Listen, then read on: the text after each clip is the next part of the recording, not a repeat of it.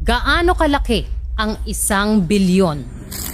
Kung sa oras, ang 1 milyong segundo ay katumbas ng 11.5 araw. Ang 1 bilyong segundo katumbas ng 31 years and 8 months.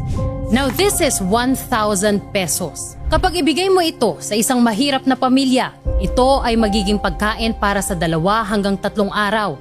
Bigas, itlog, konting ulam, madaming sabaw.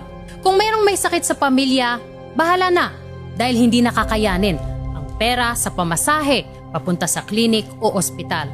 Mas lalong hindi nakakasya ang pambili ng gamot. Sa mahal ng bilihin ngayon, ang 1,000 piso sa isang iglap, ubos agad. This is 10,000 pesos. Kung kumikita ka nito buwanan, mabubuhay ka. Pero survival mode.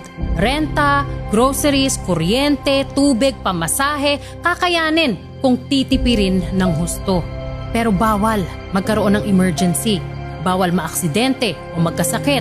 Bawal mabahaan o mabutas ang bubong. Kahit bigla ang project o gastos sa school, bawal. Walang seguridad dahil konting dagdag gastos lang, simot. Walang savings, kaya kung biglang mawala ng trabaho, back to zero.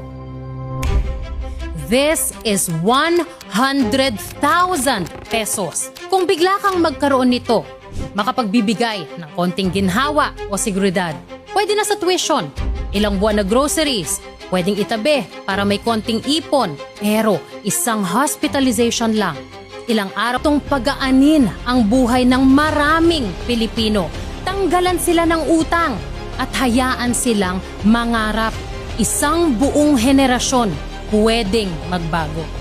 Kung ikaw ay kumikita ng 25,000 pesos a month, kakailanganin mong magtrabaho ng 3,333 years para umabot sa 1 bilyon ang kabuuang sweldo mo.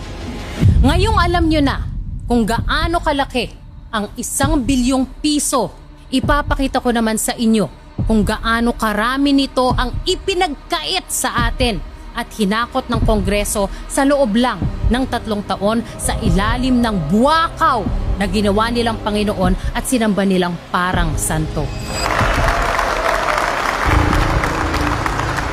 And when I'm done with this episode, kayong lahat na mga ipokrito dyan sa Kongreso, mga walang bayag, palaga ng mali at tumulong pagtakpan ang mga kalokohan dyan dahil nakinabang kayo. Kayong lahat na mga tunay na traidor sa Pilipino na nagbigay ng boses sa duwag humarap sa mga taong ginawa niya ng kamalian.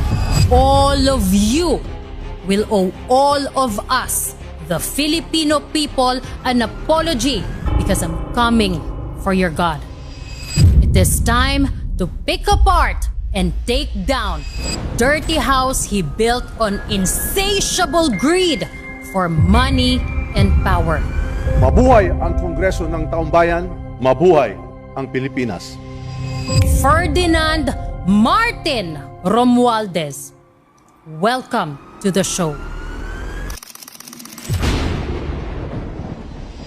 Well. Uminom muna kayo dahil papunta na tayo sa nakakaiyak at nakakagalit na part ko. Inom kayo.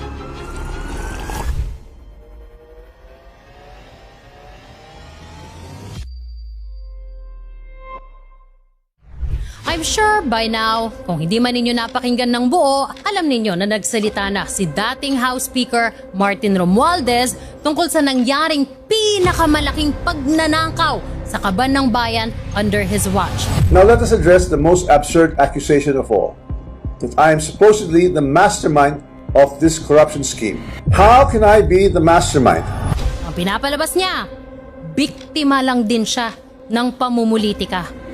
So when the legal processes is being used against me as a political demolition job, then I will have no choice but to defend myself.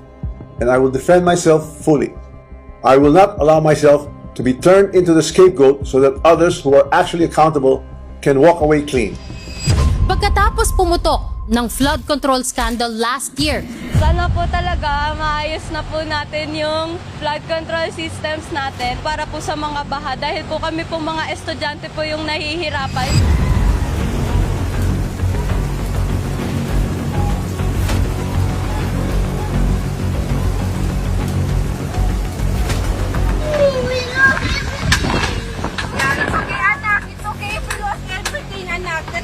We can have everything again. Nakita natin na yung mga dinagay dati na mga dike, mga protection ay hindi talaga kaya. Yung bigat, yung dami ng tubig na bumagsak.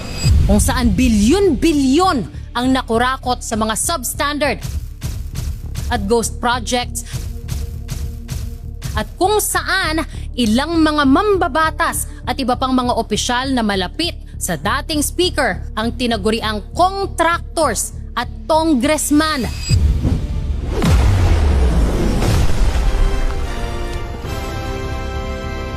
Dahil sa questionabling pagkapal ng kanilang net worth o kita ng kanilang mga kumpanya at pagkatapos mabanggit ng ilang beses ang pangalan ni Martin Romualdez ng iba't ibang mga witness, Martin Romualdez, House Speaker Martin Romualdez, maliban sa mga nagbubulag-bulagan at mga pumaldo para pagtakpan siya, si Kong Marvin Rillo naman ay ilang beses na binabanggit ang pangalan ni Speaker Martin Romualdez bilang kanyang malapit na kaibigan. Sa tuwing umiinom kami sa Wine Story, sa BGC at sa Shangri-La Mall, sinasabi pa ni Kong Rillo na lahat ng kanyang request para sa pondo ay galing pa mismo sa unprogrammed funds at insertion na inaaprubahan ni Speaker. Ang tao ni Marvin Rillo na si Bogs Magalong ang pumupunta sa amin para kunin ang pera sa aming opisina o sa Wine Story. it was clear to us that as Speaker of the House, he played a big role in the scheme. And for that, we all hoped he'd go to jail. Kung makikita niyong personal, si Carla Diskaya, makikilala niyo? Yes, Your Honor. Pakituro niyo nga kung naandito siya sa loob ng session hall. Pareho kayo na ina-identify niyo na siya mismo yung kaharap ninyo na sinasabing ang may-ari ng bahay, si Speaker Romualdez, at kailangang umalis na kayo? Tama po, Your Honor. Tama po. I hope he does. And I hope it's soon. Because right now, ang mga nasa kulungan ay yung mga contractor. Happy, yes. Yung mga district engineer. Wala naman ako kung ginawang masama po. Ginawa ko lang naman po yung trabaho. And a very easy target, former Senator Bong Revilla. Naharapin ko ito ng walang takot. Alam kong hindi ako papabayaan ng Diyos dahil wala po akong kasalanan dito. At ang lahat ng sisi ay sa dating Appropriations Committee Chair when all these things happened. Si dating Ako Bicol Representative Elizalde Zaldi Co. Tinawagan ako ni dating Speaker Martin Romualdez at sinabihan, stay out of the country. You will be well taken care of as instructed by the President. In his speech, Romualdez basically said three things. First, he said, For a long time, I chose to remain silent. I did so out of respect for the legal process. I did so because I did not want to add more noise to an already divisive issue. hindi nga siya nagsalita. But did he not hire a spokesperson to face the media and the people on his behalf while he was Speaker of the House? Kaya nga binansagan natin siya, di ba? Na speaker who cannot speak for himself. Not only did his Congress hire Princess Abante to be the first ever House spokesperson in 2025, he also hired Ace Barbers to be his personal spokesperson. Budget is not done by the House of Representatives alone.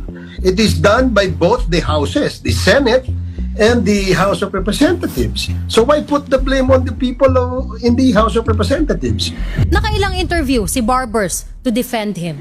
Walang direct na transaksyon at walang direct na pag-uusap mula dito sa mga nag-aakusa kagaya ni Mr. Diskaya kay Speaker Martin at saka kay Congressman Saldigo. Enough office of the Speaker is concerned sa pagiging caretaker limitado ho sa ensuring that the services of the constituents of Congressman Barsaga will always be addressed, no? And this is on top of his colleagues in Congress like Judas Idre, Paulo Ortega, even Benny Abante, defending him on many occasions and saying good things about him like he is saint to them. Speaker is our source of inspiration and our mentor and our guiding light. Siya po ang leader natin dito sa Kamara. Ngayon, nananatili ang mayorya ng membro ng Kamara na sumusuporta sa programa at sa liderato ni Speaker Martin Romualdez. In the 19th Congress, Speaker Romualdez steered this institution with both resolve and wisdom. Under his stewardship, the House of the Representatives became a true House of the People. Kaya kung titingnan mo, ang dami-daming nagawa ni Kong Martin Romualdez nung 19th Congress na talagang masasabi mo, dapat ipagpatuloy. Yung matutugunan mo at maririnig mo yung hinaing ng taong bayan. Alam nyo, si Speaker, ang pagkakadala ko sa kanya, he is always a man that does not make his own decision, no? He follows the rules, no? Kaya I do not think that the Speaker would be guilty of any gross, inexcusable negligence na tinatawag natin. The best ever Speaker of the Congress of the Philippines. At ito po ang palagi kong sinasabi sa inyo kung bakit bumabagyo at bumabaha ng biyaya sa 2nd District. Dahil ni Speaker. Posibleng pumasok po ito bilang bagyo o maging bagyo sa loob na ng PAR. Tatawagin po ito sa local name na Tino. Alas 9 Lunes ng gabi, ramdam ang pabugso-bugsong hangin at ulan ng Bagyo Tino sa Javier Leyte. Grabe. Malalaki na ng mga alon-alon mga idol. Kasi magkalapit lang. Pag mi sa gapnon, pag-out ako sa gapnon, nahayang man na ako ang papa. Sumuna na, nawa ako anak, nabuyan. Pagbalik niya sa babaw, pagkatkat sa saging, habili na ako ang anak, wala na nakuha. It is because of our dear Speaker. Kaya may AX dahil ni Speaker. Kaya may AKAP dahil ni Speaker. Kaya may tupad dahil ni Speaker. Kaya may mga barangay road dahil ni Speaker. Kaya may patubig dahil ni Speaker. At kaya may groundbreaking ngayon. Dahil ni Speaker. May mga trolls pa at influencers na binayaran, allegedly, to defend him. I actually liked how Speaker Romualdez ran Congress. I was actually impressed at how he was able to unify Congress in a lot of major issues. Even the minority and even the independents were supportive of Romualdez's speakership. Ang inaakusahan nila dito, si Boss Martin, sabi, tinago daw. Pero asa ng patunay na tinago talaga? Di ba ang sinabi ni Mike Defensor nung isang buwan o 2 buwan ago, nasa Marines daw. Ngayon, balik na naman kay Romualdez, di ba? Hindi nyo makasuhan si Martin Romualdez, makalilinis talaga yung pangalan ni Martin Romualdez kung wala siyang maharap. Alam nyo, hindi nyo madadala sa korte yan, kaya puro press release at puro drama lang ang ginagawa ninyong dalawa. He publicly stated that he had no hand in the BICAM. Yun yung pinaka-consistent defense ni former speaker. And fortunate for him, maybe baka yun yung reason bakit yun yung defense na pinipili niya. Talagang wala kasing malilink sa kanya sa BICAM or sa small committee. He was not silent. Hindi lang siya humarap himself. And to me, that says he is a coward. Duwag siyang humarap sa ating lahat para sagutin ang mga katanungan. I did not hide, I did not run. I did not evade scrutiny. I faced it head-on within the proper channel because I know there is no evidence that proves I committed plunder, conspiracy to commit plunder, or any similar offense that the Ombudsman may be contemplating against me. He distanced himself from the issue para makalimutan natin ang alleged role niya sa corruption. That is a classic PR crisis management move na malamang sa malamang, taxpayers din ang nagbayad. That's exactly what the Nepo babies did, di ba? They literally stopped posting their OOTDs and travels dahil umaasa sila na makakalimutan natin sila. Second, he said na ang Congress as an institution ay walang kinalaman sa project implementation. Congress does not build flood control projects. Congress does not conduct procurement. Congress does not inspect whether a project was actually completed. Congress does not certify whether the work done was substandard or not.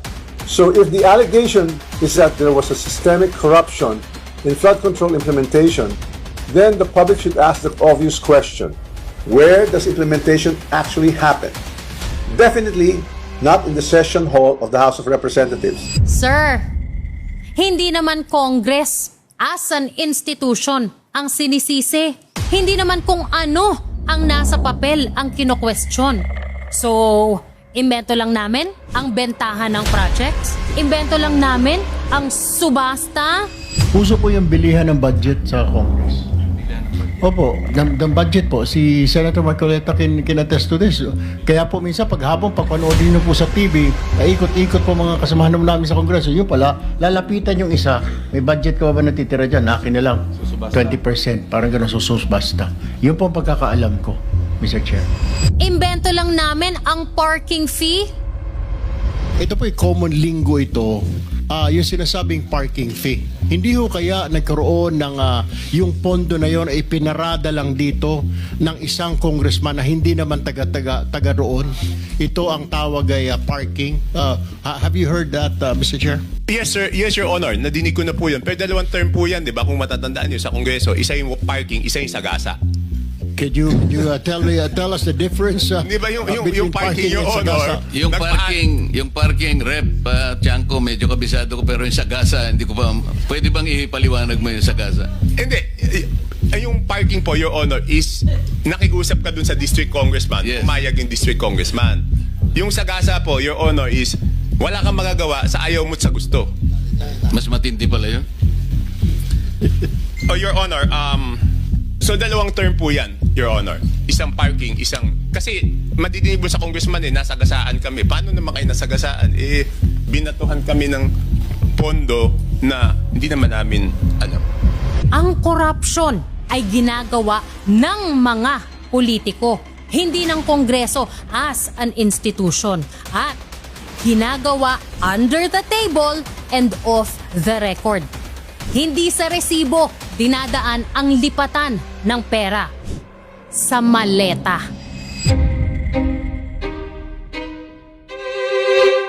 Finally, sinabi niya na wala siyang kasalanan pero may alam siya. I know many things about this current administration and past administrations as well. And I say this carefully. If this matter is to be handled as a legal issue, then let it be handled legally, soberly, and according to evidence. Wala siyang kinalaman with whatever went down, but he claimed to know many things, that if he goes down, he will not go down alone. Basically, he wants us to believe that the scheme behind the flood control corruption scandal started and ended with Zaldico, who, let us not forget, not only did he, as House Speaker, personally chose, he also promised the position to Zaldico back in 2007. 2007 tayo nagkakilala. I told you if I became a speaker, I'll make you chairman of opposition. He wants us to believe that the scheme thrived and made a lot of people in Congress very rich without him knowing.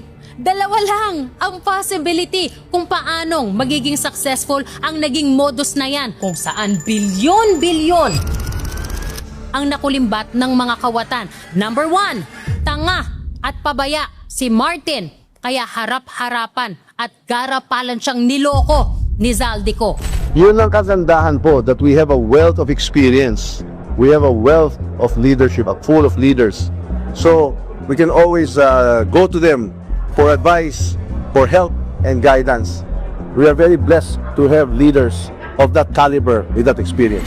Oo, kasabwat siya at may basbas niya ang panggagagong yan dahil kumita din siya. Katulad ng sinabi ng maraming mga witness. Tagabuhat lang ako ng malita ng basura. Ang ibig sabihin ng basura ay malita na may lamang pera. Ang bawat malita ay may lamang humigit kumulang 48 million pesos.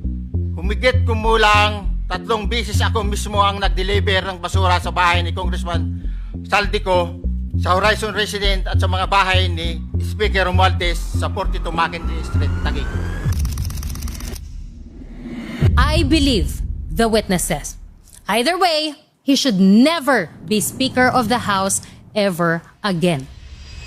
With a full heart and a clear conscience, I tender my resignation as Speaker of the House of Representatives. The Appropriations Committee is very powerful because it controls the national budget and it handles funding for all government agencies. Kaya kung gusto mong mabigyan ka ng mas mataas na pondo para sa mga proyekto mo, maglalambing ka sa Appropriations Committee Chair. At kung wala kang bayag, tapos corrupt ang chairman ng Appropriations, mapipilitan kang maging corrupt din or i-accommodate lahat ng lambing ng chairman. Kaya nga pati Agriculture Department, di ba? Pinakialaman daw ni Zaldico. Pinatawag niya ako para pumunta sa Manila Polo Town Homes. And basically, ang hiningi sa akin ni Zaldico ay kung pwedeng bigyan daw sila ng import allocation for sugar or 200,000 metric tons of refined sugar for the year 2024. Nagulat ako sa sobrang laki ng kanyang request. So I just said, I will look into it. Kaya immediately, nilabas namin yung nung March 8, 2024, ang Sugar Order Number 3 series of 2023 and 2024. Itong Sugar Order Number 2 ang naging basihan ko sa pagtanggi sa kanilang request. Ito ho yun. Papakita namin mamaya. Ganyan ka-powerful talaga. Kaya ang nilalagay dyan ng speaker is someone they deeply, deeply trust. Someone very close to them. Someone na alam nila paano gumalaw at lumaro. Gusto ni Martin paniwalain tayo na wala siyang alam at kinalaman sa lahat ng scam na yan? Come on! Pero sa Appropriations Committee, ang pinag-uusapan natin, pera para sa agencies katulad ng DPWH, DSWD, DOH, Agriculture at marami pang iba. Pera para at galing sa labas. Now, I want you to take a pause now and think about this. Kung ganyan ang nangyaring manipulation at panloloko sa budget ng ibang agency, kung saan maraming tao ang dapat hinga ng basbas o kailangan gawing accomplice o kakutsaba para mangyari ang nakawan, and it was successful, don't you think mas malala ang pwedeng nangyayaring nakawan sa budget kung saan walang kailangang kakutsaba, walang ibang may kontrol, at walang ibang nakakasilip maliban sa mga nasa leadership dyan sa House. Ang budget na hindi dumadaan sa deliberation, hindi pinag-aawayan sa BICAM kung dadagdagan o babawasan ba, at hindi pinag-uusapan ngayon. I am talking about the internal budget of the House of Representatives na sila mismo ang gumawa. If you think powerful na ang Appropriations Committee na hinawakan ni Zaldico, wait till you hear about the committee that decides how much budget Congress gets and gets that budget passed without challenge. A committee whose chairperson is as powerful as a deputy speaker or majority leader because he or she has a voice and vote in all other committees. A designation so powerful that Martin Romualdez could only entrust it to one person. A person who he trusts way more than he ever trusted Zaldico. His wife, Tingog Party List Representative Yeda Marie Romualdez. Ako po si Yeda Romualdez, ang kinatawan ng Tingog Party List sa Kongreso. It is our collective hope that this momentous milestone of celebrating the 30th anniversary of the International Convention on the Rights of the Child will rekindle in us the burning desire to be unrelenting and passionate champions for children especially for every Filipino child in need. Thank you, Mr. Speaker, at mabuhay po ang Batang Pilipino. Ayaw niyang makonect sa kasalanan ni Zaldi? Tanga lang naman ang maniniwala dyan eh. Well, itry niya this time. Ihiwalay ang sarili niya sa kalokohang nangyari sa Accounts Committee ng sarili niyang asawa. Because what Yeda did sa accounts is much worse than what Zaldi did sa appropriations. At lahat ng ginawa niya doon, hindi pwedeng walang basbas o kumpas ni Martin Romualdez as House Speaker and Martin Romualdez as her husband. Together, they ran that committee like a sindikato. Very buwakaw. Sa pa-unli budget, the Accounts Committee is the holy grail for the corrupt. Let me tell you why. Ito ang committee na naghahanda at nagmamanage ng sariling budget ng buong House of Representatives. Itong committee na nag-a-approve at nagre-release ng mga pagkakagastusan katulad ng sweldo, mga bibilhing equipment, pagkain, kasama ang everyday buffet sa opisina ng Speaker, supply sa mga opisina, repairs, construction, bonuses, donations, lahat. Ilang suppliers yan? Ilang contractors yan? Alam ba natin? No. But unlike other departments or agencies, actually, even the Office of the President at Vice President na dumadaan sa hearing at debate, ang budget ng Congress, like I mentioned earlier, hindi na usually pinagdedebatihan yan sa plenary o sa BICAM. Kung ano man ang budget na ibigay ng Congress sa sarili niya, thanks to the Accounts Committee, malamang sa malamang, iyon na yon. Dahil under Article 6 of the Constitution, Congress has control over its internal affairs, including the administration of funds appropriated to it. Hindi pwedeng diktahan ng executive branch ang Congress kung paano nila dapat patakbuhin ang mga opisina doon dahil sa separation of powers. So co-equal branches sila. Ibig sabihin, even offices under the executive, katulad ng Budget Department o DBM, hindi pwedeng pakialaman ang trabaho at budget ng Congress. Hindi pwedeng mag-interfere before or during spending. Ibig sabihin din, buong nabibigay sa kanila ang budget na ibinigay nila sa sarili nila. Appropriations for agencies enjoying fiscal autonomy, katulad ng Congress, are automatically and regularly released. So, kung sa ibang agency, performance-based o need-based o conditional ang release ng budget, sa Congress, hindi.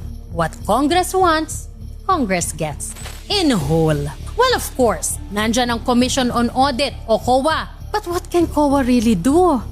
Its mandate under the Constitution is post-audit. Taga-check lang sila ng legality sa paggamit ng budget after the fact. Tingnan kung paano gamitin ang budget. Sitahin kapag may mislabeled na item. I-remind ang Congress sa tamang procedure. Katukin sa mga hindi nako-comply na policy. That's it.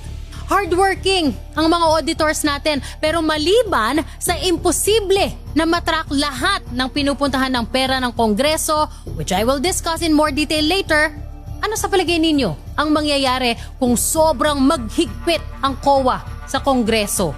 Congress ang nagbibigay ng budget ng COA, di ba? Kalahati ng Commission on Appointments na nag-a-approve sa sino ang magiging chairman ng COA, mga congressman din, di ba? Kung sa DPWH nga, takot yung mga district engineer na hindi pagbigyan ang mga congressman sa mga special request nila kapag may project dahil pwede silang palitan, pwede silang ipadala sa malayong lugar. Paulit-ulit kaming ginamit ng mga nasa pwesto sa sistemang ito. Wala kami magawa dahil kung hindi kami makikisama, gagawa nila ng problema ang project na na-award sa amin sa pamamagitan ng mutual termination o pagkakaroon ng right-of-way problem na parehong nagdudulot ng hindi matuloy ang implementasyon ng mga proyekto. Don't you think the same power tripping happens sa Congress pagdating sa mga auditors? Home court advantage sila? I'm not saying nagnanakaw ang mga auditors o kasabwat sila. No, that's not what I'm saying. I'm saying paano papalag ang auditor sa buong institusyon? Paano papalag ang auditor sa buong Kongreso? Paano papalag ang auditor kay Martin Romualdez? Sige nga, for so long, nagrereklamo na ang mga auditors pagdating sa spending sa Congress at sa Senate dahil nahihirapan silang sundan kung saan napupunta ang pera. Tulad nga ng sinabi ko kanina. Bakit? Ayaw nila maglabas ng resibo eh. Ang mga senators, no, when they liquidate, for example, they usually just give a certification on their honor. They're saying that, yes, we spent this money for this kind of thing. And kung may mga dokumento kami nakikita, well and good. Walang resibo, kung walang resibo eh. As early as 2010, nagrereklamo na ang mga auditors tungkol sa lack of transparency sa paggamit ng pondo sa Senado at Kongreso. Kinwestiyon nila yung practice ng pag-rely lang sa certifications imbes na resibo sa mga pinagkakagastusan nila. Kung walang resibo, paano malalaman ng auditors kung sa intended item nga nagastos ang pondo? Halimbawa, sa Senado daw, yung sweldo at allowances ng staff pwedeng ma-release sa legislative staff ng senador through special powers of attorney lang. May authorization lang ng senador na kunin lahat ng sweldo. Hindi tuloy malaman ng mga auditor kung totoo bang staff ang mga nasusweldohan o ghost employees lang. There was a senator, I won't mention his name, but in the past was caught having ghost employees. Oh, yun na nga. Kasi personal salaries maraming avenues for corruption yung 2.2 million na yan. Okay. As you said, Karen, all you have to do is put names there and then pretend that you have paid their salaries, but it all goes to you. Or you can put also additional expenses from MOOE, but it all goes to you. No, you can just use any manner of words there. Si Trillanes nga diba? Pati houseboy, pati mga family driver niya naka-item sa Senado as consultant. Tapos 16 members ng Magdalo Group na nakasama niya sa mutiny, naka-item din as consultants. Pati campaign donors niya. Sa akin talagang kailangan ko sila Talagang sila yung tumutulong sa akin para magawa ko yung mission ko. Isipin mo, Senador, 63 ang consultants, lahat daw yon confidential agents niya na tumutulong sa office niya for intelligence gathering, field research, tsaka staff work. 400,000 pesos lang ang suggested na gastos ng COA para sa consultants ng Senador si Trillanes. Pero siya, 1.6 million pesos ang budget monthly. Gumastos ng 18 million pesos in 2014 alone. May nagawa ba ang COA? Wala. Kasi naka-classify as confidential in nature ang trabaho nila. So papaano madidetermine ng COA kung totoo yun? Sa Congress naman, hindi nila masundan yung mga pondo na na-realign o nalipat from personnel services papuntang MOOE o yung pondo para sa maintenance and other operating expenses. Now, before I continue, para lang mas maintindihan ninyo bakit malaking issue ito, ang budget ng Congress nahahati sa 3 kategory. Personnel services o yung mga sweldo, allowance and benefits ng mga empleyado. Capital outlay covers naman yung acquisition, construction, improvement o rehabilitation ng mga fixed assets ng Congress. Ito yung mga mapapakinabangan for many years. So pasok dyan yung infrastructure, machinery, equipment, pati yung mga binibiling sasakyan for official use. And then we have the MOOE or the maintenance and operating expenses. MOOE, alam mo yan, ilagay na natin sa layman's language, our office expenses. Yeah. Bawat buwan, ang bawat senador binibigyan ng 2.2 million. I am required to spend 1/2 of that on personal services, meaning to say, pangsweldo ko sa staff ko. Pagkatapos, ang kalahati niyan dapat gastusin mo sa rental mo sa opisina. Binapayagan kang mag-upa. Okay. Some of us rent, but some of us don't. Pasok naman dito yung daily operational cost ng mga opisina ng congressman. So pasok din dyan ang rent ng office, sweldo ng mga staff na hindi naka-item sa Congress, utilities, pamasahe, papunta at pabalik sa probinsya o sa bundok. Di natin alam, repairs, office supplies, etc., etc. We will go through these items mamaya. Now, balik tayo sa issue ng paglipat ng pondo mula sa personnel services papunta sa MOOE. Ang House Speaker, katulad ng Presidente, ng Senate President, Chief Justice at mga head ng constitutional commissions can augment o pwede nilang dagdagan ang budget ng kahit anong item sa respective offices nila from savings mula sa ibang item na nasa budget nila. Sa Kongreso, ang MOOE ay dapat ginagamit para sa paggawa ng batas. Research, committee work, drafting, official consultations tied to actual legislation. Basic office needs. Simple lang ang prinsipyo. Kung hindi tumutulong sa paggawa ng batas, hindi siya qualified na MOOE. Hindi ito opinion ko ha. Ito ang intent ng budget law. That is an audit standard. So, kung may savings sa personnel services at capital outlay, pwede nilang ilipat sa MOOE. But, ang personnel services at capital outlay, mahirap dapat na mag-generate ng savings dyan kasi madali matansya ang budget sa mga yan. Magkakaroon ka lang halimbawa ng savings sa personnel services mo kung may mga posisyon ka na hindi na-fill o hindi ka nag-hire ng tao. Sa capital outlay naman, magkakaroon ka lang ng savings kung may natipid ka sa pinurchase mo o sa kontrata sa infrastructure mo, which is close to impossible. Diba? O halimbawa, na-cancel altogether ang purchase o construction, then you have savings. If neither happened, then the movement is no longer augmentation. It becomes exactly what the Constitution forbids, a transfer of appropriations. But creative ang Congress, may savings, always. And annual COA reports show this. In 2022, nag-realign ng halos 2.4 billion pesos ang Congress papunta sa MOOE. 1.17 billion dito galing sa personnel services at 1.22 billion naman from capital outlay. The same happened in 2023. May savings na 1.87 billion pesos from personnel services at 1 billion naman sa capital outlay. Kaya naglipat ng 2.87 billion pesos sa MOOE. In 2024, 2.55 billion pesos ang na-realign na budget sa MOOE. Now to be fair, matagal nang nangyayari to. In 2019, 2.1 billion pesos ang ni-realign sa MOOE. And in 2016, 1.6 billion. Ang tanong ko, at ito din, ang tanong ng mga auditors, are these really savings? O sinasadyang mag-over budget sa ibang items para magkaroon ng savings na pwedeng ilipat sa MOOE?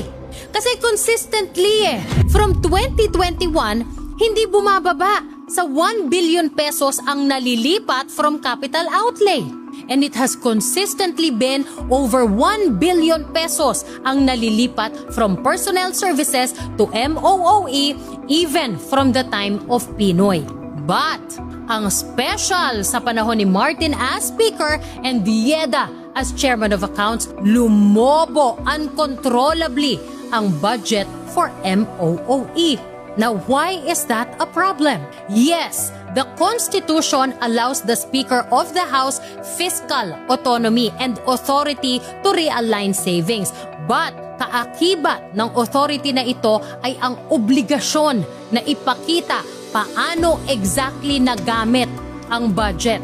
Under government accounting and auditing rules, under the Constitution and the General Appropriations Act, the heads of the three branches of government have the fiscal autonomy to augment and realign funds any way they see fit. So we do concede that, all of these agencies, including ourselves, have fiscal autonomy, but that doesn't mean that we do away with transparency and accountability. By practice in the Senate, the Senate President has actually has delegated the authority to each member of Senate to make that that realignment. So the discretion is not really addressed to the Senate President, the way things are moving out now, but to each and every senator. Generally, ang disbursements ay dapat supported ng resibo, ng payroll, billing statements, proof of delivery or service rendered, inspection and acceptance reports. Hiningi yan consistently ng COA sa Congress. But Congress saw this as an intrusion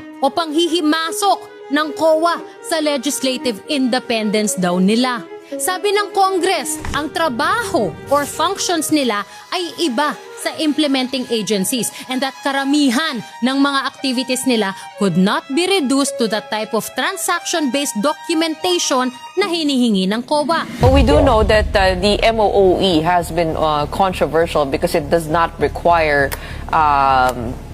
some kind of very specific line item expenditure purpose.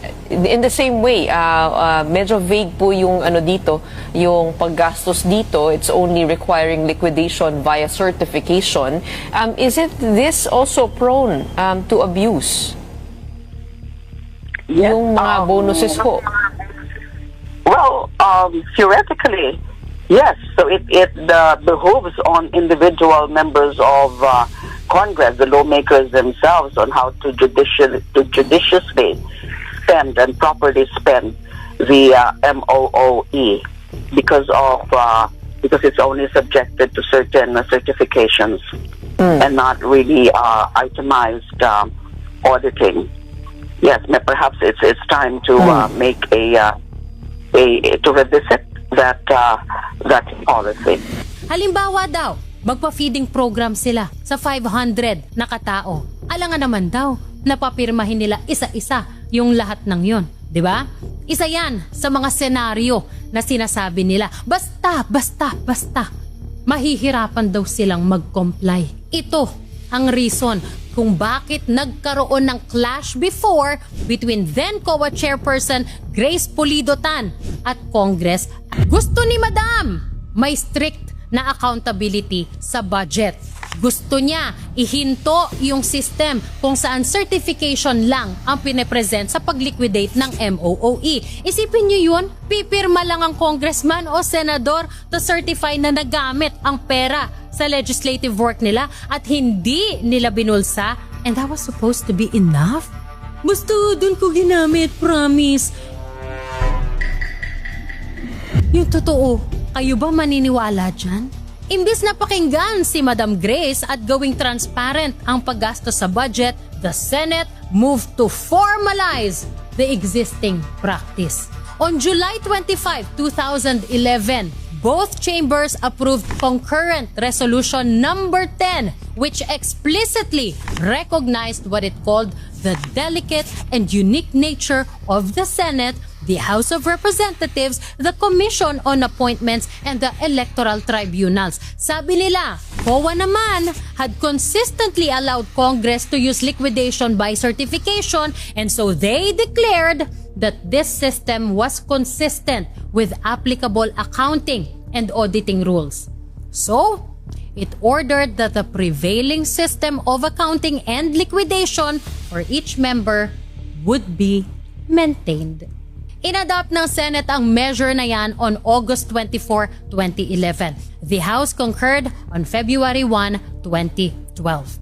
With that, saan na iguguhit yung line between fiscal autonomy and public accountability?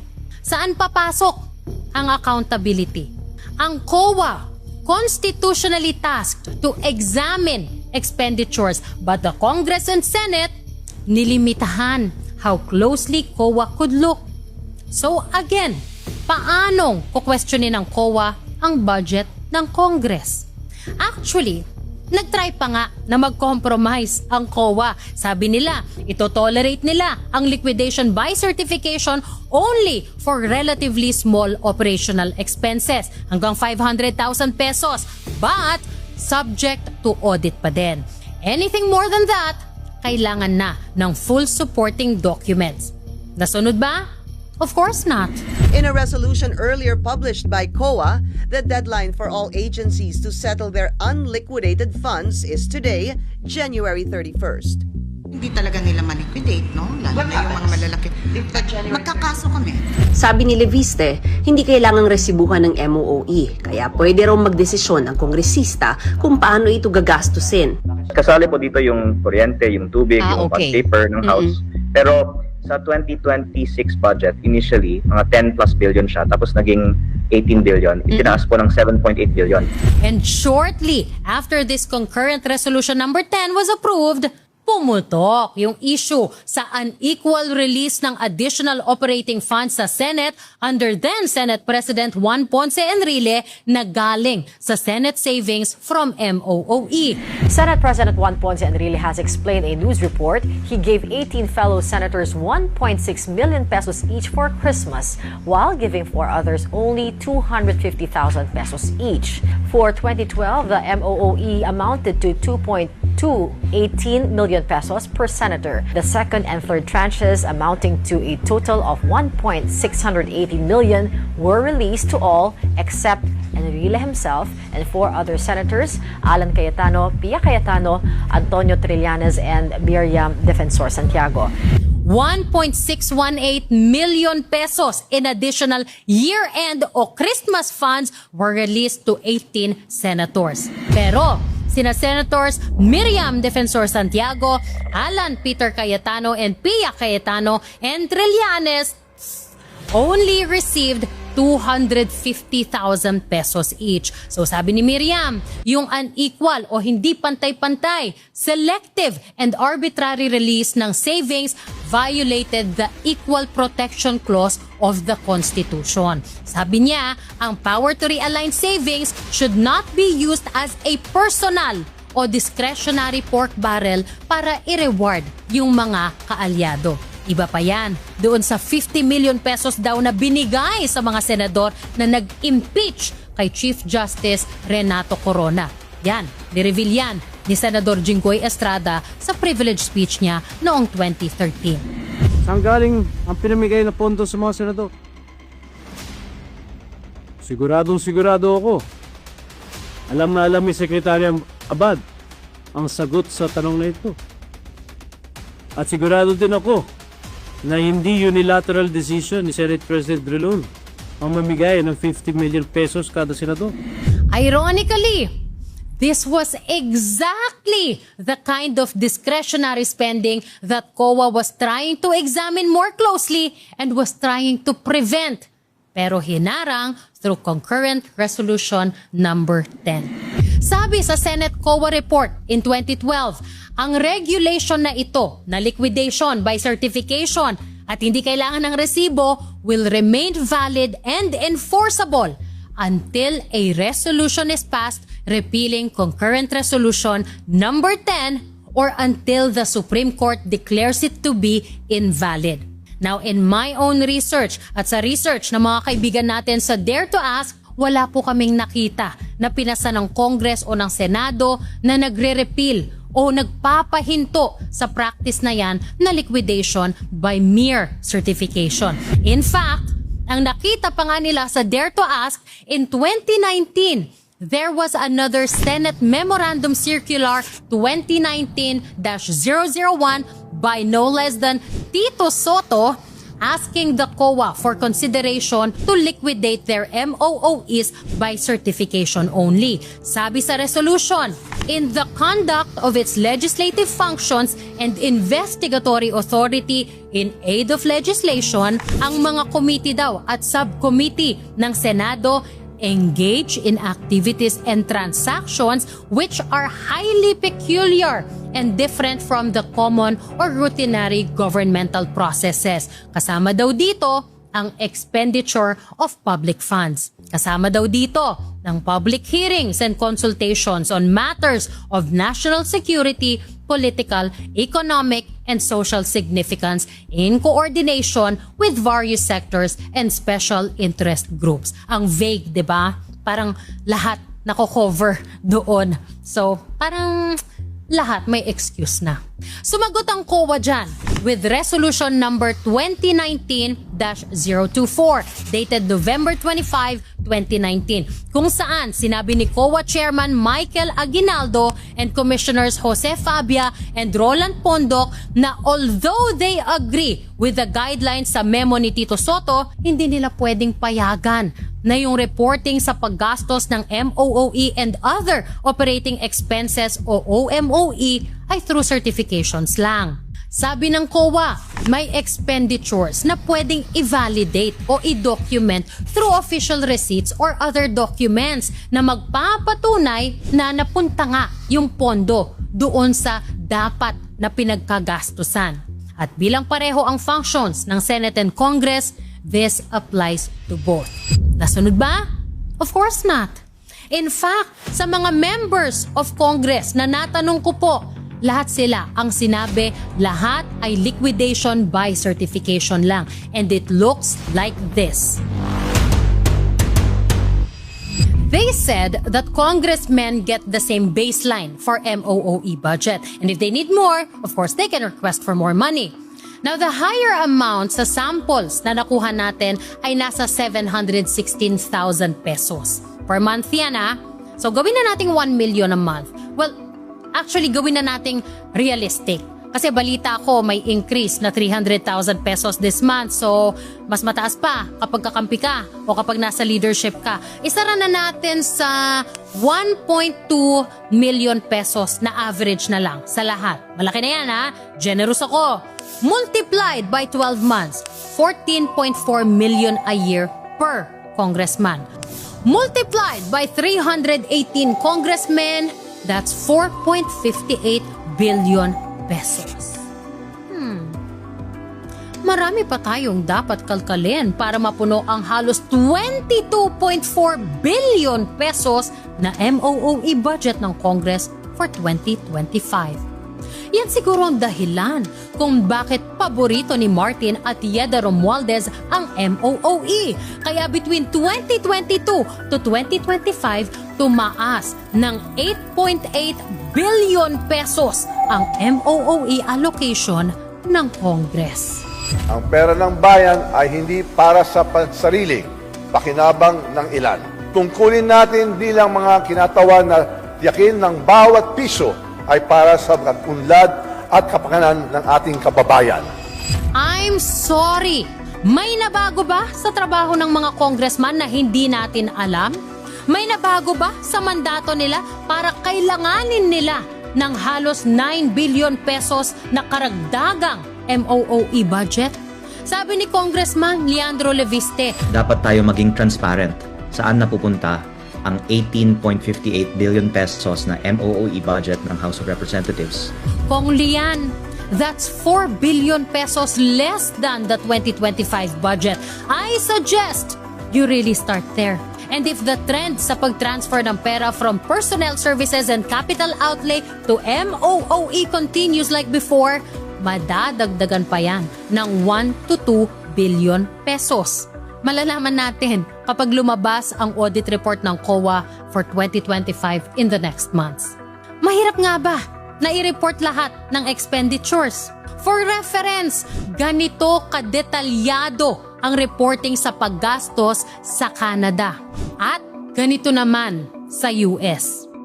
Sure, nire-require ng batas na once a year pinapublish ang itemized list ng mga pondo na nabigay sa mga congressman at nagastos nila. Pero, meron na ba sa inyo na nakakita niyan sa Philippine Star?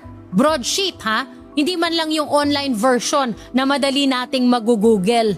Bakit hindi gawing available ang itemized list of amounts paid to and expenses incurred for each House member sa COA website?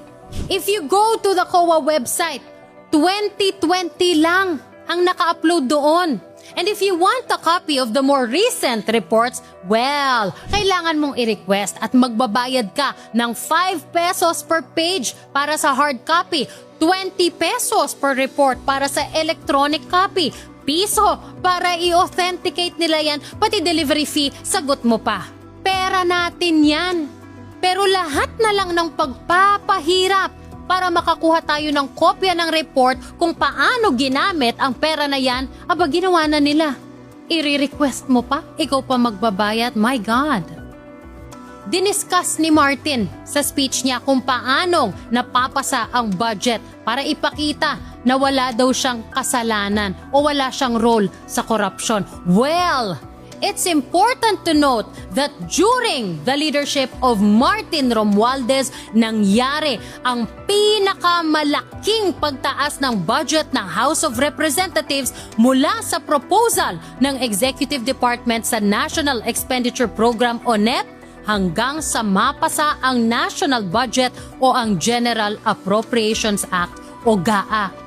Between 2016 to 2025, the budget of Congress in the NEP o yung proposal ng Office of the President increased from 7.79 billion pesos to about 16.35 billion pesos. That's a 109.8% increase, a difference of 8.55 billion pesos.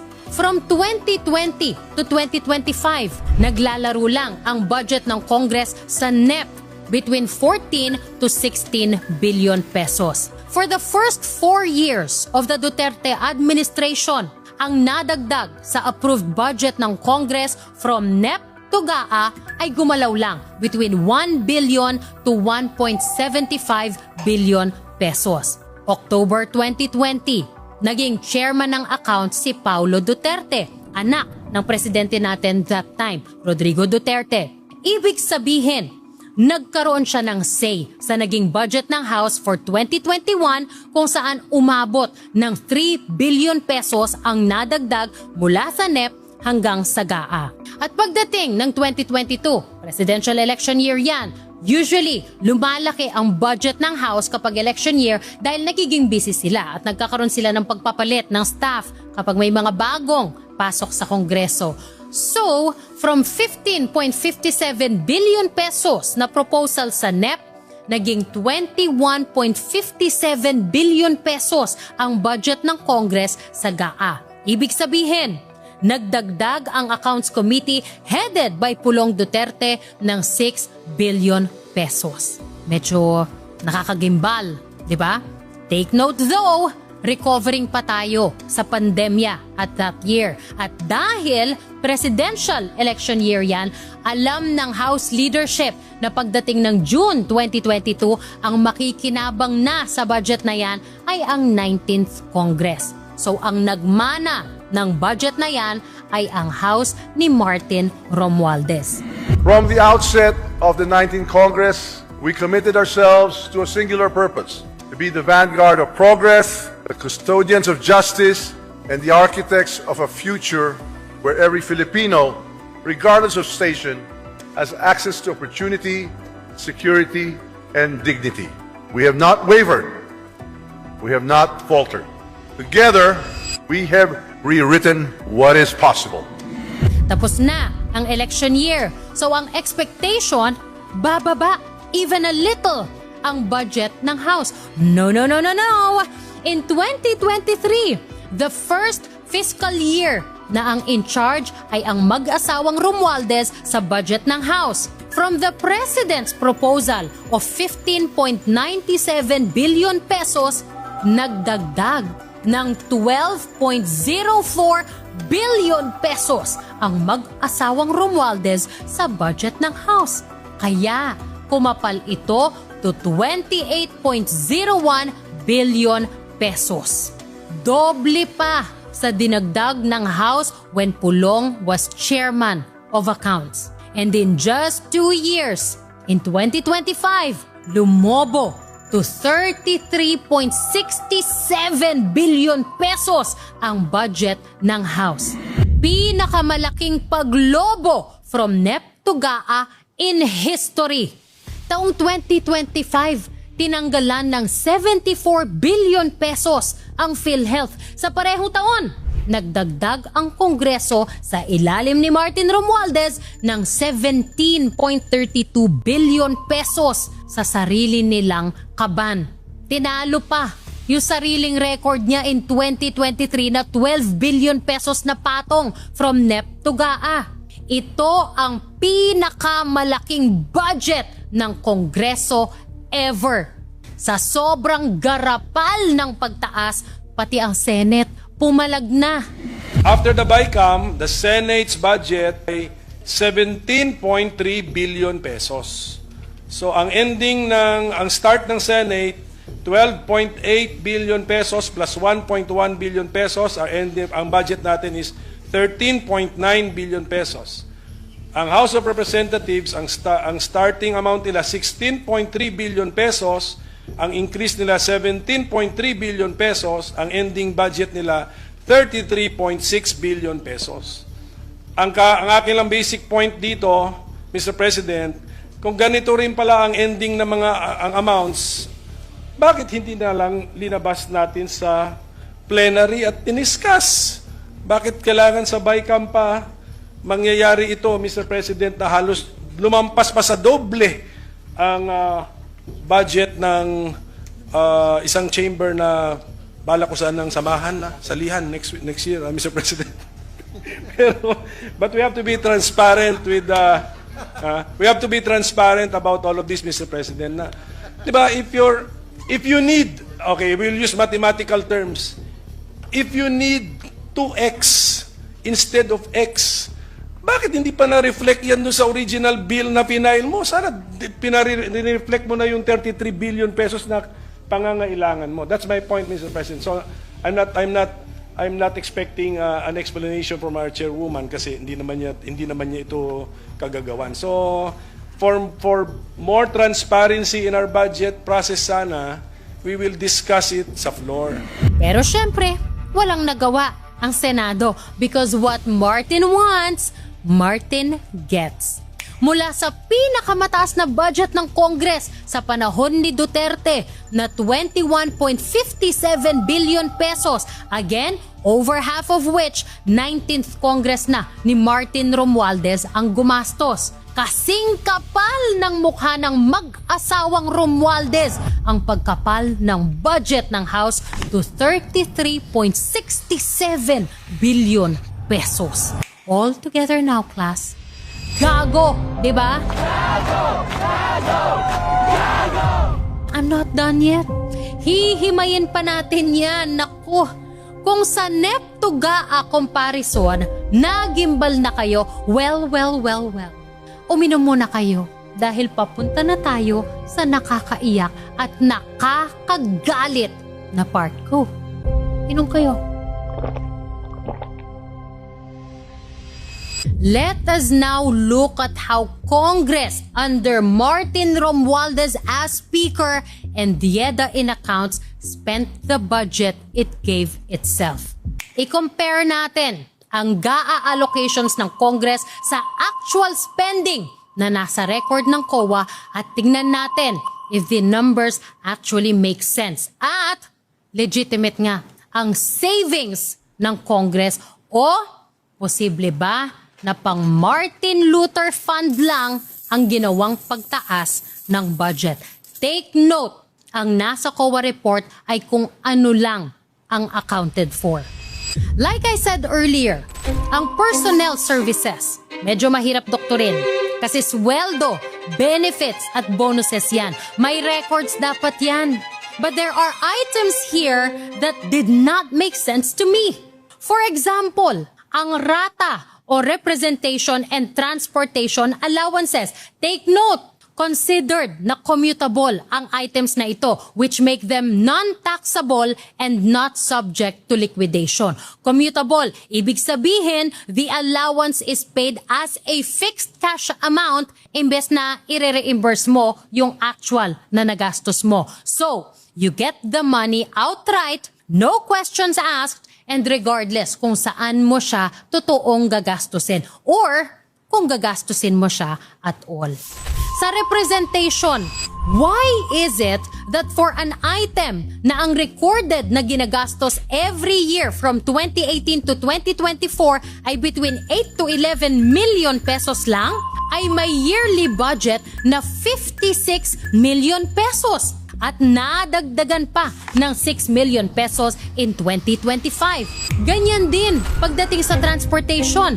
Exactly 56.5 million pesos every year from 2018 to 2024 ang nilalagay na budget sa GAA. Pero hindi pa umabot ng 10 million pesos ang nagastos sa item na ito sa COA records. Tapos, dinagdagan ng 6.28 million pesos in 2025. Sa dalawang item na yan pa lang, nasa 80 to 100 million pesos na ang diferensya at pwedeng inilagay na lang sa budget sa pagpapatayo ng classrooms o sa pagpapalakas ng kapasidad ng PGH. But no! Mas mahalaga na may wiggle room si Martin Romualdez. Napunta ba ang pondo sa items na yan o pang Martin Luther Fund? Pero ang pinakamalaking kalokohan na pinondohan sa ilalim ng personnel services sa ilalim ng mag-asawang Romualdez ay ang terminal leave. What is terminal leave? Yan yung cash value ng mga unused vacation and sick leave credits ng mga empleyado na pwede nilang makuha when they leave their job, whether through retirement, resignation, end of term, o kapag namatay sila. In 2016, presidential election year, ang Congress ni Pinoy naglagay ng budget dyan na 177.35 million pesos. At dahil election year yan, asahan natin na magkakaroon ng pagbabago sa komposisyon ng mga empleyado. May mga staff na lumilipat sa opisina ng ibang congressman kapag end of term o natalo ang principal nila. At mayroon namang nagre-retire sa government service. Yung mga natanggal o yung hindi nagpatuloy sa government service pwedeng makatanggap ng terminal leave benefit. 34.46 million pesos ang nagastos dyan in 2016. 19.43% ng inilaang budget. Now, while I understand na contingent liability ito o pinopondohan mo yung possibility, hindi yung certainty, tell me if these amounts are acceptable. In 2022, another presidential election year, Congress spent 38.36 million pesos on this item according to COA. In 2023, Congress under Martin set aside 631.35 million pesos for this item.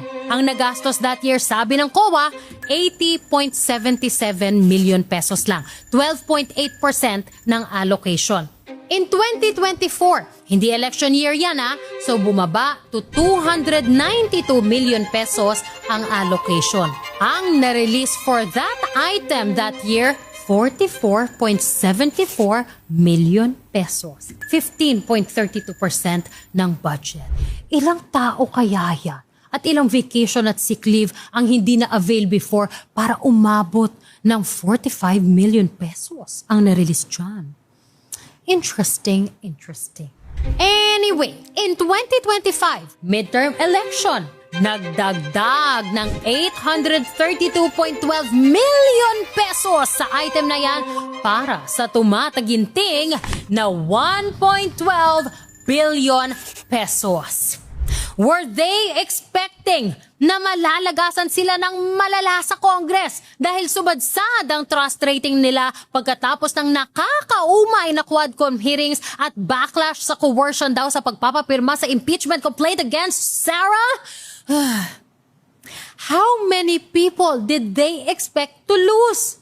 And why did they add 278.67 million pesos more sa terminal leave for 2026? Hindi naman yan election year. So ang budget nila for terminal leave this year is the highest ever, 1.4 billion pesos, bringing the total budget for personnel services from 7.27 billion pesos to 8.12 billion pesos, the highest ever in the history of Congress.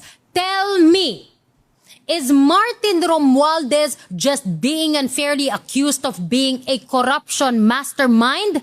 Biktima ba talaga siya o buwakaw? Hindi ba talaga niya kontrolado ang mga importanteng committee sa Kongreso when he was Speaker, including the one headed by his wife? Sasabihin niya nung mga mapapanghe na fanay ni Martin, hindi naman na si Martin ang Speaker in 2026. Huwag lang tayong mag-focus dun sa mga galit ng DDS. Isama din natin yung mga tao na dating-dati pang nagtatrabaho sa gobyerno. Si Romualdez, 3 taon pa lang yan dito as House Speaker. Diba? Well. Guess who still sits as Senior Vice Chair of the Accounts Committee? Yeda Marie Romualdez. Believe me, and I assure you that the Speaker, Martin Romualdez, and I will always be behind you, and we will continue to support your leads. At kaninong mga tao ang nagpapatakbo ng committee na yan?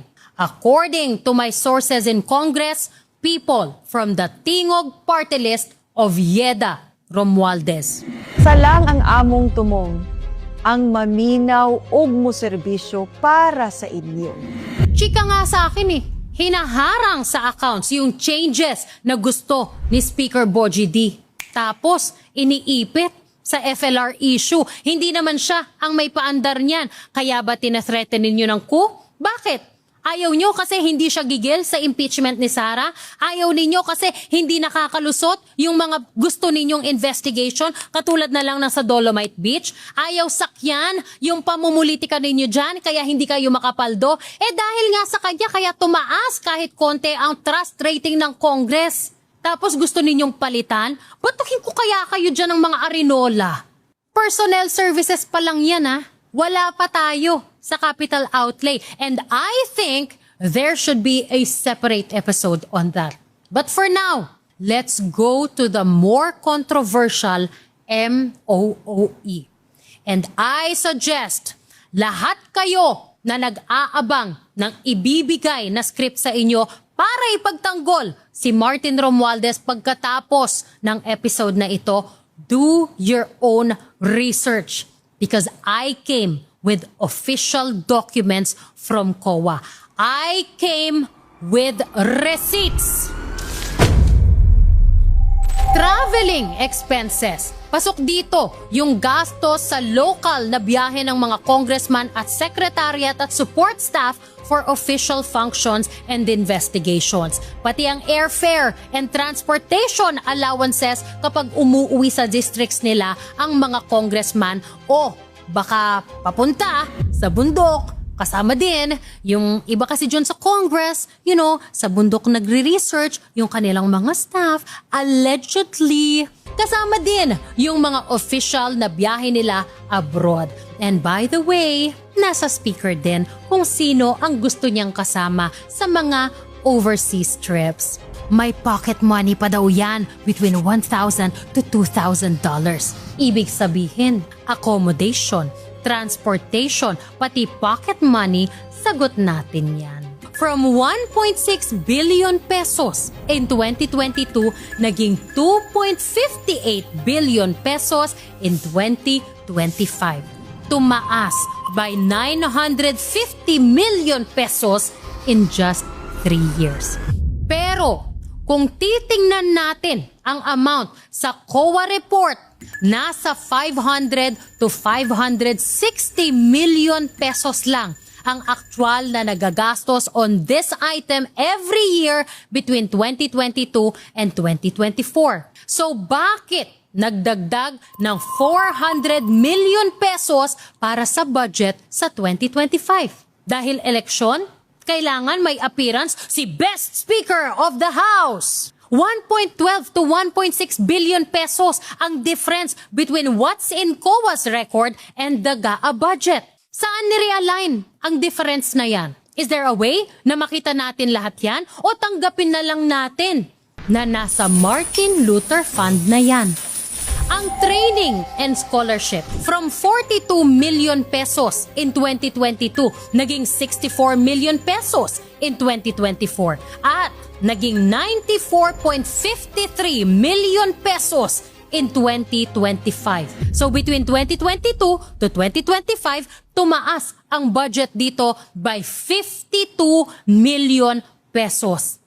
Ang justification sa 2024 COA report, tumaas ang budget kasi tumaas daw ang fee sa face-to-face trainings, conventions, and seminars. Explain to us then, bakit ang gastos for years 2022 hanggang 2024 na nasa COA report nasa 3.95 to 6.5 million pesos lang? Ano ang basehan ng 94.5 million for 2025?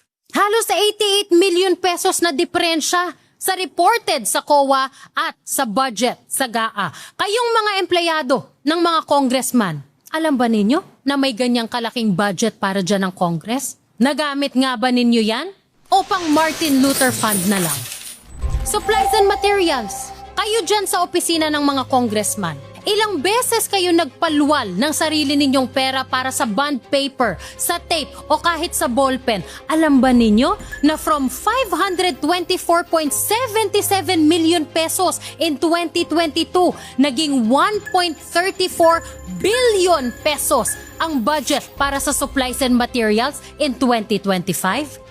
Pero ang ginastos dyan sa 2024, 84.79 million pesos lang of the 939.87 million peso budget that year.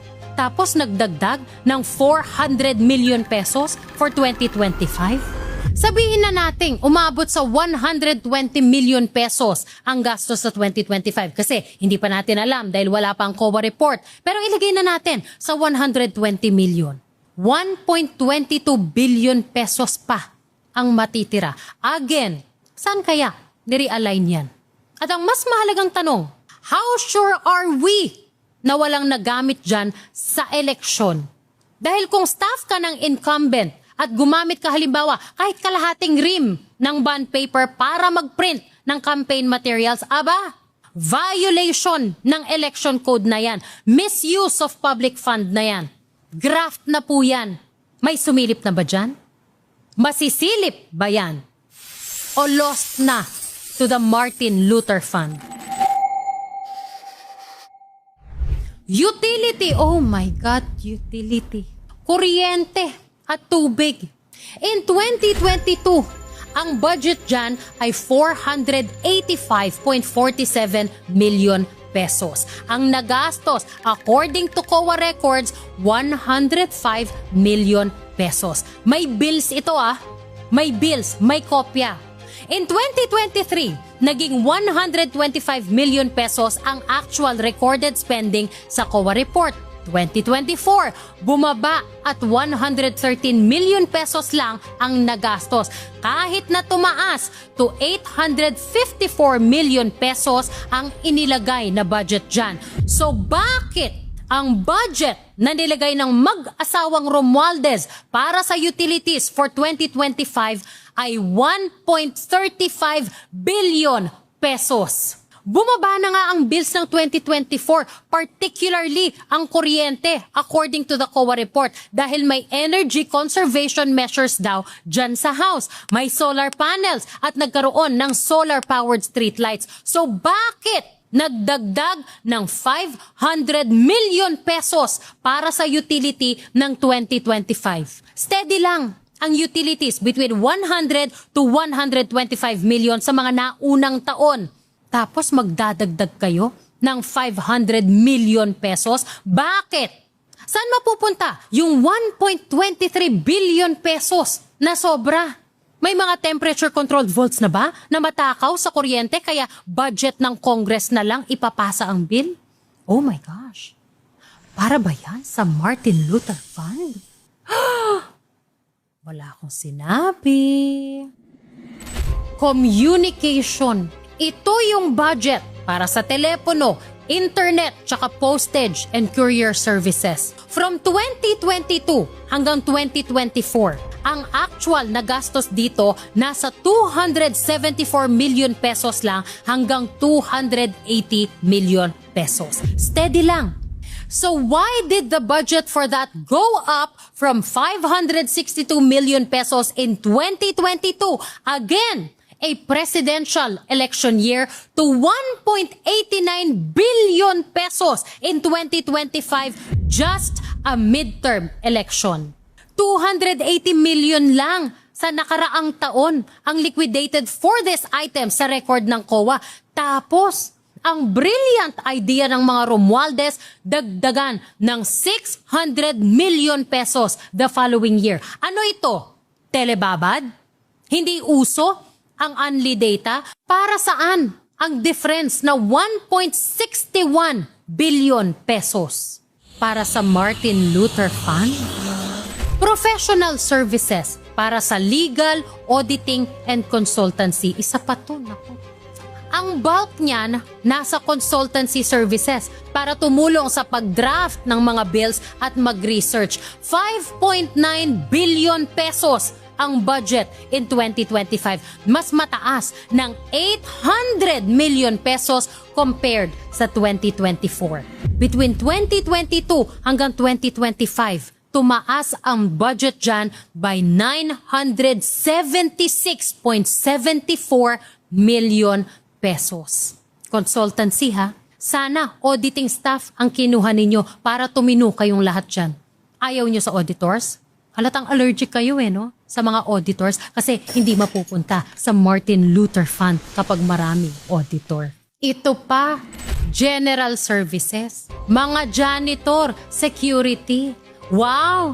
From 214.96 million pesos noong 2022, tinaas ang budget para dito to 425 million pesos in 2025. Excuse me po, 130 million lang ang pinakamataas na ginastos ninyo dyan according to COA, and that was in 2023.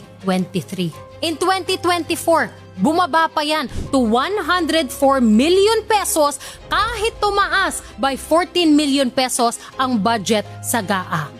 Why then did they add 175 million pesos para sa 2025? Tapos from 425 million pesos, bumaba ulit to 297.5 million pesos ng 2026? Kahit tapatan pa natin ang pinakamalaking nagastos dyan na 130 million pesos. Dagdagan pa natin ng 10 million pesos dahil election year 2025. Baka kinailangan ninyo ng tagalinis pati ng mga konsensya ninyo. 425 minus 140. May 285 million pesos pa na sosobra. Nagdagdag ba kayo ng security? Nagdagdag ba kayo ng janitorial staff? Diba? Nabawasan pa nga ang trabaho nila dahil pinagbawal na mag-collect sila ng basura from the offices ng congressman. Magkano po ang sweldo ninyo dyan, mga janitor, mga security sa kongreso? Alam ko po, naka-agency kayo. Pero mga ma'am, mga sir, kayang-kaya hong doblehin ang sweldo ninyo dyan dahil may budget for it. Naramdaman niyo po ba yon? Sana man lang po, naambunan kayo ng budget na yan kasi meron po, may pera, ginamit yung item ninyo para pakapalin ang budget ng Congress. Pati item ninyo ginamit. Naramdaman niyo po ba? Imagine how much your lives could change kung sa inyo talaga napunta ang budget na yan. Kung ako po sa inyo, mag-iiwan po ako ng patay na daga sa vent ng mga swapang dyan kasi buwisit talaga sila. Pati janitor, security, kinukupitan pa. Grabe na nga yung trabaho ng mga tao na yan. Tapos, todo effort para maging relatable, may pa sila sa stage dyan.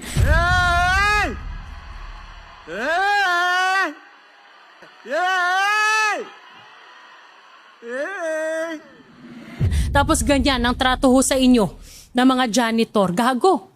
Napakagago ho. 'Di ba? Sana sa inyo napunta. Hindi sa Martin Luther Fund. 'Di ba? Repairs and maintenance from 611 million pesos In 2022, naging 975 million pesos ang budget sa 2025. Ang ginastos ng House dito in previous years, hindi man tumaas sa 21 million pesos. In fact, in 2024, nasa 13.22 million pesos lang. Kahit gawin pa nating 30 million pesos yan, para saan ang sobrang 945 million pesos? Manipis na ba ang Martin Luther Fund? Kailangan nyo pa ng pera?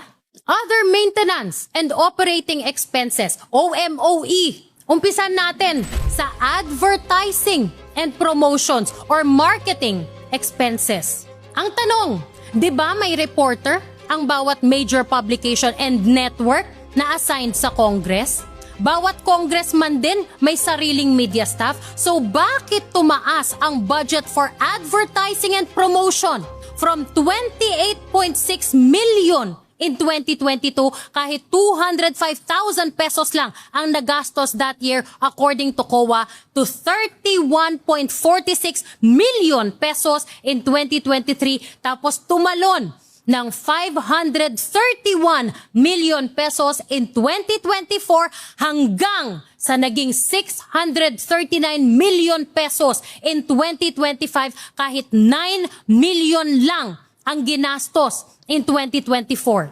So between two election years, 2022 at 2025, tumaas ang budget for advertising and promotions by 611.38 million pesos. May kakompetensya ba ang Congress sa exposure at kinailangan nilang itaas ang budget for this? Again, magkano kaya dito ang ginamit sa eleksyon? Ganun ba kapangit ang image ninyo dyan at kailangan ninyo ng malaking budget to promote yourselves? Napaka-self-serving naman. GGSS? FOMO? Or, dyan ba pumasok ang troll farm na di umano ay funded by Congress and trained sa batasan mismo? Or, pang Martin Luther Fund? Printing and publication, 6.3 million pesos lang ang liquidated sa budget na 131 million pesos noong 2024. Pero, dinagdagan ng 90 million pesos. Kaya naging 221 million pesos. Kahit ilagay pa natin yan kunwari sa 20 million pesos, saan binalak dalhin ang savings na 200 million pesos? Savings nga ba talaga? O pang Martin Luther Fund? Membership dues and contributions to organizations, 4.18 million pesos lang ang pinakamalaking ginastos in recent years. But from 77.2 million in 2022, ginawang 130 million pesos in 2025. Para saan ang 125 million pesos na allowance? I hope I did not bore you with all those details, but I need you to feel the anger na nararamdaman ko going through all the reports and making sense of all the bullshit and all the lies they have been forcing down our throats for years. That Martin Romualdez is an honest person and that he loves us. That Yeda Marie Romualdez is clean and that the country needs Tingog Party List. No! They need us for themselves. And if you are still not convinced that they fucked us over, I have 3 more things to add. Everything I have presented so far are budget items that kept going up in the GAA even though actual liquidated spending according to COA records show consistent underspending. Only 3 items in the budget of Congress had a GAA allocation that is lower than the actual spending. At ang pera para sa 3 items na yan go directly to the congressmen and all are liquidated only by certification. Representation expenses, which cover any public and official appearances of the holy ones that they make as part of their job. This rose from 395.44 million pesos in 2022 to 515.6 million pesos in 2025. Ang ginastos nila dito ay sumobra sa budget by 77 million pesos in 2022 and by 68.85 million pesos in 2023. The other one is the OMOE or other maintenance and operating expenses. Pasok din dito ang other expenses incurred by oversight committees for various undertakings katulad ng meetings, ocular inspections, and other operating expenses necessary in the exercise of its mandate. Expenses sa committee and office meetings, mga party caucus, plenary sessions, at kapag may bumibisita na mga foreign dignitaries. May public affairs fund din dyan at ang district operating expenses ng lahat ng House members. Socio-cultural related activities of HREP, gender and development related expenses, other miscellaneous expenses that are necessary in aid of legislation. So medyo malawak ang covered dito. Sa 2.29 billion pesos na budget for this in 2022, ang reported na gastos sa COA sa kanilang record ay over 5 billion pesos.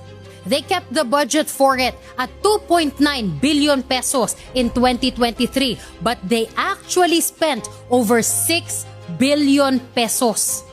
I wonder how much they spent sa item na ito in 2025 dahil tinaas nila ang budget to 4.32 billion pesos. Saan exactly ginastos ang mga ito? Hindi natin malalaman. Wala namang resibo eh. And the other one is the confidential, intelligence, and extraordinary expenses. EME. Ito po covers expenses for meetings, seminars, and conferences. Yung official entertainment, di ko alam kung ano yon. Public relations, educational, athletic, and cultural activities, contributions to civic or charitable institutions, membership in government associations, membership in national professional organizations duly accredited by the PRC. Madami ito. Membership pa sa IBP, subscription to professional journals as if naman binabasa nila, pati mga informative magazines, library books, mga materials, office equipment and supplies, and other similar expenses not supported by the regular budget allocation. The budget for this in 2022 was 1.467 billion pesos. Ang ginastos, 4.98 billion pesos. A difference of 3.51 billion pesos. In 2023, naging 1.6 billion pesos ang budget. Pero ang ginastos, 4.96 billion pesos, a difference of 3.36 billion pesos. And in 2024, a budget of 1.7 billion pesos, pero ang ginastos, 5.4 billion pesos. A difference of 3.7 billion pesos. The budget remained the same in 2025 but went down by 266.47 million pesos this year. Kung babalikan natin ang kopya ng MOOE budget ng bawat congressman, mabilis lang pong maubos yan. Madali lang for them na i-liquidate yan. Kulang pa nga yan para sa totoong gastos nila sa districts pa lang. Kung matino ang congressman ha. So yung pagpalag sa request ng COA na i-liquidate ang gastos sa MOOE via official receipts and documentation instead of just certification, ang may problema dyan ay yung nasa leadership. Ang may problema dyan ay yung ayaw makita na ginamit nila sa pamumulitika ang budget na yan o ginamit nila for expenses other than what they were for. Ang papalag dyan ay yung nagmamalabis sa paggamit ng budget na yan. Hindi pa nga natin nasilip ang totoong napuntahan ng capital outlay? Magkano ginastos sa renovation ng Romualdez Hall? Magkano ang ginastos nung pinalitan yung damo sa helipad? Magkano ginastos sa pagsasaayos ng Mitra Hall, ng Women's Legislators Room, ng hall entrances? Hindi pa nga natin nasisilip yung mga kontrata, yung bidding para sa mga yan. Magkano ang ginagastos every day sa buffet sa Speaker's Social Hall, Appropriations Chair Office, tsaka sa Accounts Office? Magkano pa buffet sa office ng majority at minority leaders, sa South Lounge, yung mga pakain kapag may committee hearings, yung bidding sa office supplies, construction, tsaka renovation works, SONA production, ang dami pa po nating hindi nasisilip. Lahat yan dumadaan sa accounts. Kay Yeda Marie Romualdez. I'd like to sit down with the governor and see what he needs and how we can also help, diba? And how we can work together as a first nominee of Tingog. I want to talk to him kung ano yung mga needs in Eastern Samar, what we can do to help, and how can we create a better relationship also. Magkano dyan ang napupunta lang sa Martin Luther Fund? Sa sobrang dami ng pera ng Congress, kapag tumambay ka daw sa land bank dyan, kahon-kahon nilalabas ang pera. As much as 200 million pesos a day. Accounted for ba lahat yan? Babalikan ko ang tanong ko kanina. With the pattern na nakita natin sa budget ng Congress, lalo na sa ilalim ni Martin Romualdez, can you honestly say that the savings being realigned to and within MOOE are legitimate savings and that there is no padding or over-appropriation happening? Savings must be incidental to execution. Hindi po ito dapat designed into the budget. Ang dami na nga ninyong perks eh. Hindi pa enough? Samantalang yung mga tatay ng mahihirap na pamilya natatanggalan ng dignidad sa pagpila para sa ayuda sa gasolina, kayo pataas ng pataas ang budget. Sige!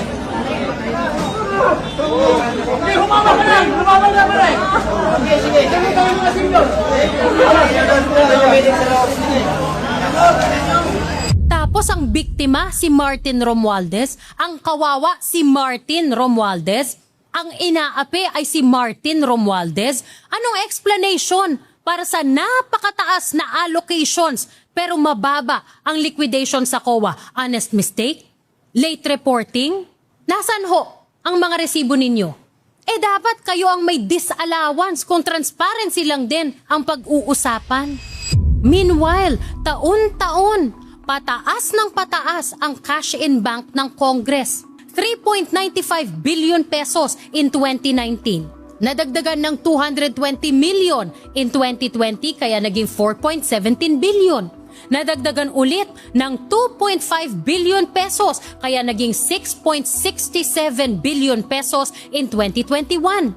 Nadagdagan ulit ng 3.8 billion pesos kaya naging 10.47 billion pesos in 2022. Nadagdagan ng 8.19 billion pesos kaya naging 18.66 billion pesos in 2023. Nadagdagan ng 8.995 billion pesos kaya naging 27.65 billion pesos noong 2024. Ang pinakamalaking pagtalon ng pera ng Congress sa bangko ever. Para saan ho yan?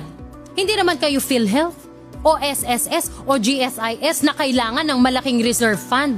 Hindi din naman kayo nagbabalik ng pera na sobra sa budget ninyo sa National Treasury. So para saan ho yan?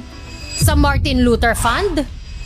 This issue has been on his back for what, the past 7 months? Until I started to explain what happened in this thing, I think nobody was even talking about it, no? And I thought that it was not fair, no? But I think this is part of the reason why he has become so much a target for everyone, no? I understand you work with him, but I think we need to hold our leaders accountable. He is the Speaker of the House. The budget emanates from the House. There are talks of ostentatiousness and extreme wealth. I'm sorry I have to bring this up, but to defend the speaker that he's a victim in all this.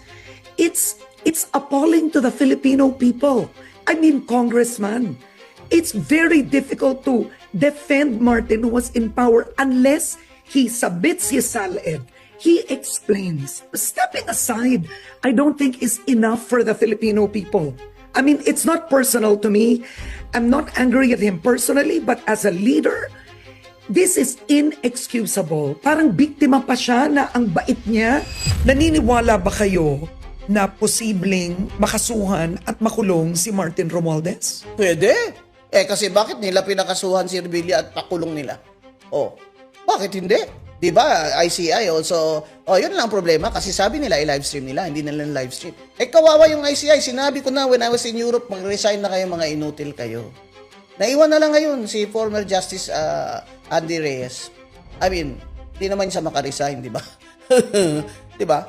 Technically, that is already inutil. As of July 29, parang 80 plus billion yung hindi na ma-release out of 209 na insertion ng House of Representatives.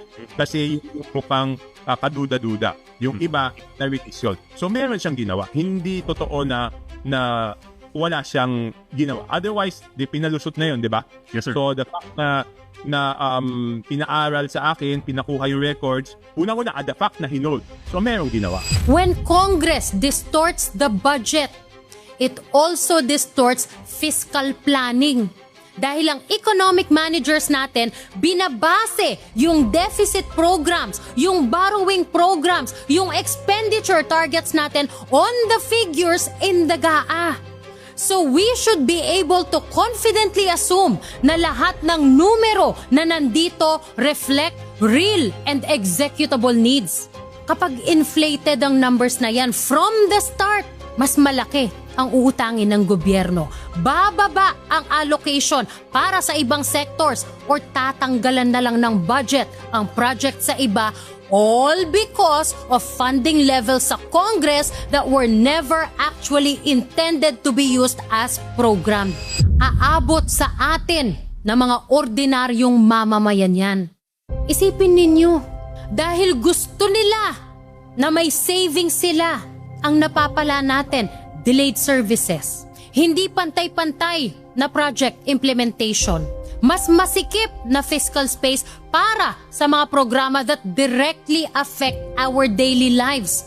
Pondo para sa health, pondo para sa edukasyon, infrastructure, pati social protection programs. Tapos ang solusyon ninyo, libreng kuryente sa mahihirap, temporary employment sa tupad, walang humpay na pila para sa ayuda, kaya may AIX dahil kay Speaker. Kaya may AKAP dahil kay Speaker. Ayuda, ayuda, ayuda, ayuda, punyeta! May namatay na nga, di ba?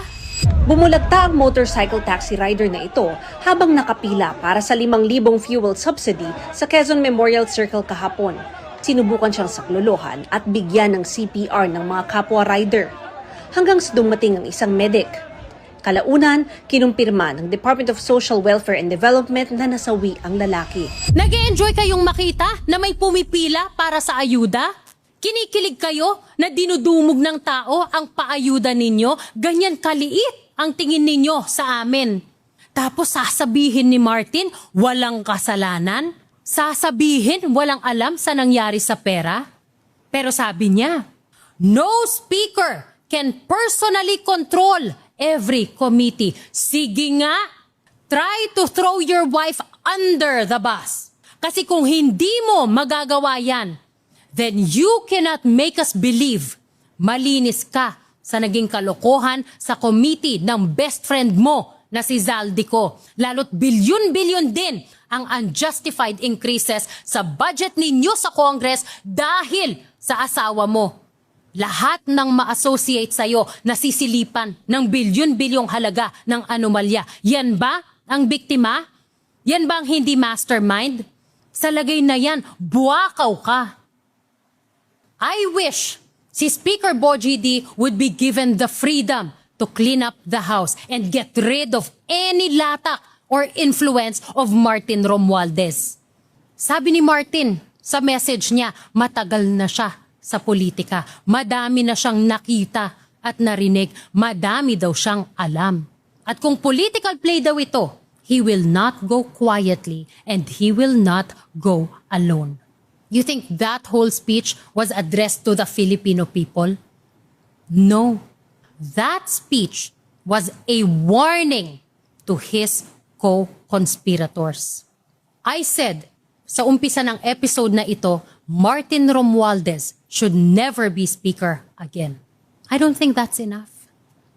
Sa kung paano nila tayo binabastos, sa kung paano nila pinaglalaruan tayong lahat, Martin Romualdez and everyone in his family and his circle who lied to us and worshiped him like he is God should never be qualified to run for any public office ever again. Dapat lamang na pinapalakpakan natin. Dapat lamang ipagtanggol natin sila. Kawit Cavite, mag-ingay! Mas maingay, mas mataas ang bigay! Paano ba yan, Speaker? Mas maingay, mas mataas ang bigay! Yon! Makulong dapat kayong lahat.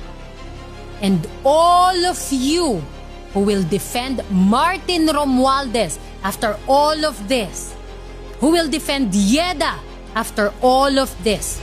Well, I'm happy that Martin expresses readiness to face the probe on the thought control mess, diba? Kasi ba to, kung walang tinatago, ganyan ang ginagawa, diba? Haharapin. Eka nga ni Laila de Lima nun, I care, Mr. President. Do what you want to do to me. Bakit ba laging si Romualdez, si Boss Martin lang yung tinatarget ng mga DDS? Nagtataka ko rito kasi totoo lang, yung flood control mess kasi, wala namang isang tao ang dapat sisihin dyan. Systemic problem siya. Kung kasali doon si Romualdez, doon sa sistema na yon, di panagutin nyo siya kung makikitaan nyo ng ebidensya. Okay? Pumarap siya sa ICI. Ano ang findings ng ICI? No adverse findings, meaning to say walang malakas na ebidensya to at least file a complaint against Romualdez. I am not done. One way or another, he will go down. And I will make sure you all go down with him. I am CJ Hero. Proudly, PGMN. I'm taking them down.